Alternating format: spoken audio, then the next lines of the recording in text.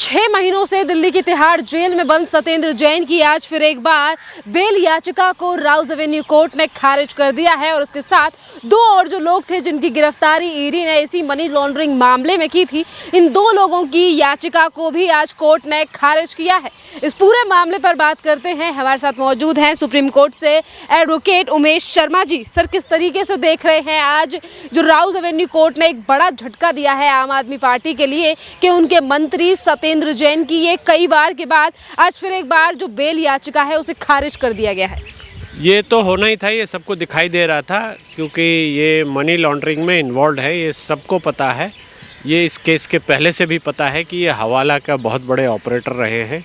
हवाला के थ्रू ये इन्होंने पॉलिटिकल फंडिंग की, आप पार्टी की फंडिंग की, और अब जब ईडी ने इनको पकड़ लिया है तो इनके खिलाफ सबूत है, इसलिए बार बार इनके बेल एप्लीकेशन डिसमिस हो रही है। हाई कोर्ट ने भी पहले डिसमिस की थी।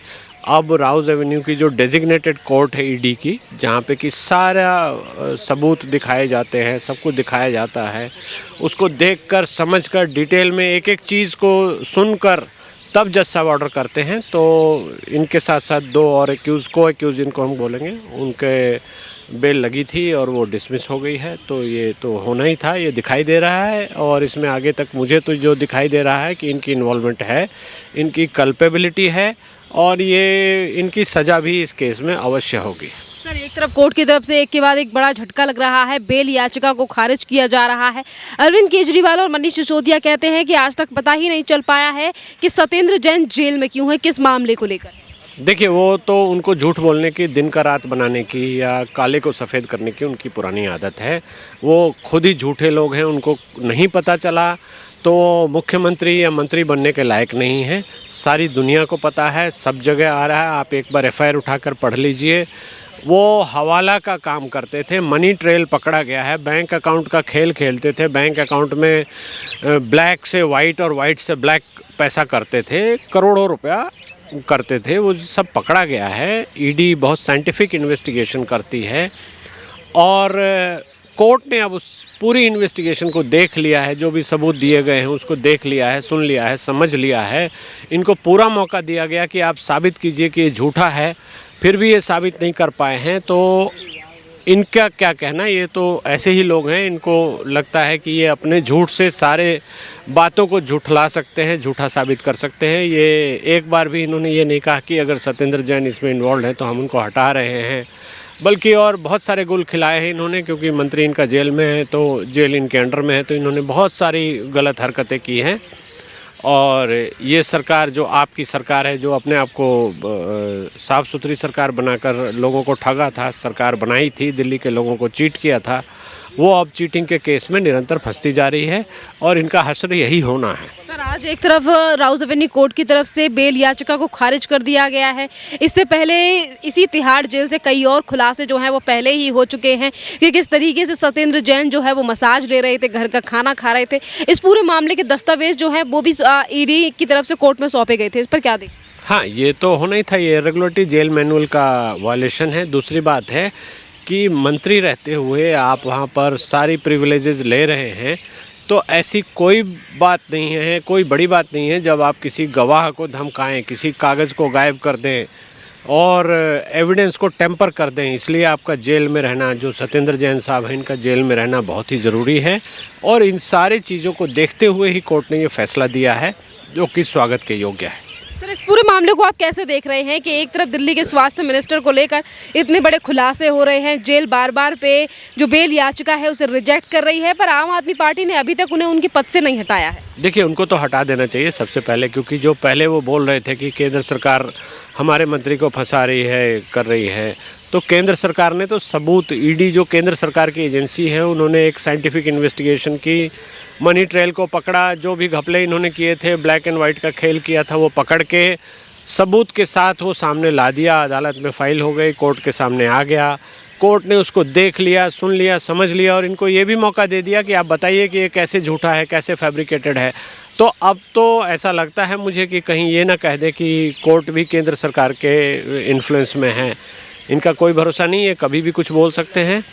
जबकि करना इनको ये चाहिए था कि सत्येंद्र जैन को सबसे पहले मंत्रालय से, मंत्री पद से हटा देना चाहिए था, पार्टी से निकाल देना चाहिए था कि ऐसे भ्रष्ट लोगों का ऐसी तथाकथित स्वच्छ पार्टी में कोई स्थान नहीं है। वो इन्होंने किया नहीं और इनके काले कारनामे को ढकते जा रहे हैं, जबकि सब समझ रहे हैं, सारे लोग समझ रहे हैं कि इनकी पूरी पॉलिटिकल फंडिंग, जो भी पैसा इनके पास इलेक्शन में आया है, वो सब सत्येंद्र जैन मैनेज करते थे, हवाला के थ्रू पैसा आया है। चार्टर्ड प्लेन में जो ये घूम रहे हैं, ये सब पैसा कैसे आता है ये सबको पता है। तो एक मुख्यमंत्री होते हुए भी इन चीज़ों में इंडल्ज ये हो रहे हैं, तो इससे ज़्यादा शर्म की कोई बात नहीं है। सर, एक तरफ हवाला का मामला हो या फिर तिहाड़ जेल में हुए कई खुलासों को लेकर अरविंद केजरीवाल सरकार के तमाम मंत्री इस बात को लेकर हमेशा भारतीय जनता पार्टी के ऊपर और केंद्र सरकार के ऊपर आरोप लगाते हुए नजर आते हैं कि ये तमाम जो चीज़ें हैं वो इसीलिए की जा रही हैं क्योंकि एक तरफ विधानसभा के चुनाव हैं तो वहीं दूसरी तरफ दिल्ली में MCD के चुनाव। देखिए, ये तो बहाने गढ़ते हैं, हमेशा बहाने गढ़ते हैं। पहले देखेंगे तो पहले इन्होंने कहा कि हमारा स्वास्थ्य का मॉडल बहुत अच्छा है, इनको पद्मश्री या भारत रत्न क्या मिलना चाहिए, इनको रिवार्ड होना चाहिए, अवार्ड मिलना चाहिए। तो वो मंत्री जब वो काले कारनामे में उनके पकड़े गए, ईडी ने उनके यहाँ रेड करके उनके साथ के लोगों के यहाँ पैसा रिकवर कर लिया, सोने के गहने रिकवर कर लिया, कैश बहुत बड़ी मात्रा में रिकवर कर लिया। तो अब ये इस बात को छोड़कर कहने लगे कि हमारा पंजाब में चुनाव है, उत्तराखंड में चुनाव है, गुजरात में चुनाव है, इसलिए केंद्र सरकार हमको परेशान कर रही है। तो अब तो ये कुछ भी कह सकते हैं और इन बातों का कोई मायने नहीं है। इनको सबसे पहले ये देखना चाहिए था कि इनके मंत्री इन चीज़ों में क्यों इन्वॉल्व है और इनको सबसे पहले उस मंत्री को बाहर करना चाहिए था, पार्टी से ही बाहर निकाल देना चाहिए था कि इस पार्टी में ऐसे लोगों के लिए कोई जगह नहीं है। वो तो किया नहीं। इसका मतलब ये भ्रष्ट लोगों का एक झुंड बनाकर ये शासन कर रहे हैं, दिल्ली के लोगों को ठग रहे हैं, दिल्ली के लोगों को चीट कर रहे हैं, उनसे धोखे से वोट ले रहे हैं और छोटे मोटे झुंझुने पकड़ाकर बिजली पानी फ्री का जो एक नारा लगाकर लोगों को थोड़ा बहुत रिबेट देकर और ये सरकार को ठग रहे हैं। लाखों करोड़, हज़ारों करोड़ का ये चूना लगा रहे हैं और घपले इनके दिन ब दिन सामने आते रहेंगे। आप देखिएगा दिल्ली की जनता को अब इसके अलावा कहीं कोई सहारा नहीं है कि इनको बदला जाए। सर, एक हवाला का मामला इतना बड़ा मुद्दा है अपने आप में ही, जहां एक तरफ दिल्ली की जनता लगातार इस पूरे मामले को लेकर सवाल पूछती हुई नजर आती है तो वहीं अरविंद केजरीवाल सरकार जो है वो इस मुद्दे को उससे नकारती हुई नजर आती है हमेशा, वो भी मनी लॉन्ड्रिंग जैसा मामला। देखिए, इसको शुरू से देखेंगे तो बहुत ही हास्यास्पद है। ये जो PMLA एक्ट है, जो prevention of money laundering act है, ये यूपीए गवर्नमेंट ने बनाया था। अगर इस सरकार ने बनाया होता किसी कारणवश कैसे भी, तो ये सीधा कह देते कि ये एक्ट तो हमको परेशान करने के लिए बनाया है। तो ये तो अब बोल नहीं पा रहे हैं। अब ये कह रहे हैं कि ईडी हमको परेशान कर रही है, हमारे जो मंत्री हैं उनको परेशान कर रही है। अरे भाई, आपके मंत्री के हाथ काले हैं, उन्होंने हवाला में काम किया है, क्राइम है ये, हमारे देश में ये क्राइम है, कानून द्वारा लिखा गया ये क्राइम है। तो उस क्राइम को जिसने किया है वो क्रिमिनल हो गया और उसको मंत्री रखते हुए आप इसको डिफेंड कर रहे हैं, तो इससे ज़्यादा शर्म की कोई बात हो नहीं सकती। और ये पूरी पार्टी इस तरह के लोगों से भरी पड़ी है, ये सब उल्टे सीधे हरकतें करके और लोगों को बेवकूफ़ बना रहे हैं, मैं तो यही कहूँगा। सर, एक तरफ जो है वो ईडी और सीबीआई लगातार जांच कर रही है, चाहे फिर वो हवाला का मामला हो, दिल्ली में आबकारी नीति में घोटाला हुआ हो और अब MCD को लेकर भी चीज़ें निकलकर सामने आ रही हैं। ACB ने भी नोटिस भेजा है आम आदमी पार्टी के एक विधायक के लिए, जिस तरीके से टिकट जो हैं वो बेची जा रही हैं MCD चुनावों में। देखिए, सारा खेल जाकर पैसे पर रुकता है। आप CBI भी जो जांच करती है, कोई करप्शन हुआ है या एंटी करप्शन भी जांच करती है, कोई करप्शन हुआ है तो उसमें किकबैक खाया गया है या घूस खाई गई है या पैसा चीट किया गया है या सरकारी खजाने से पैसा निकाला गया है या किसी जैसे इन्होंने ठेकेदारों से शराब के मामले में कमीशन खाया, हज़ारों करोड़ों का कमीशन खाया, तो वो पैसा ये खपाने के लिए, चूँकि डीमोनेटाइजेशन के बाद जो हमारी बैंकिंग की जो व्यवस्था है उसमें कैश डीलिंग बंद कर दी गई है। तो मान लीजिए 50 करोड़, 100 करोड़, 10 करोड़, 20 करोड़ या 500 करोड़ रुपया ये कहीं से कमाते हैं, उगाही करते हैं या दलाली लेते हैं, तो उस पैसे को ये खपाने के लिए उसको हवाला के थ्रू ब्लैक को वाइट करते हैं या जो वाइट पैसा है उसको अपने अकाउंट में दिखाते हैं। उसका एक बड़ा सिंडिकेट है, जो एक पैरेलल इकोनॉमी ये सत्येंद्र जैन साहब दिल्ली में चला रहे थे।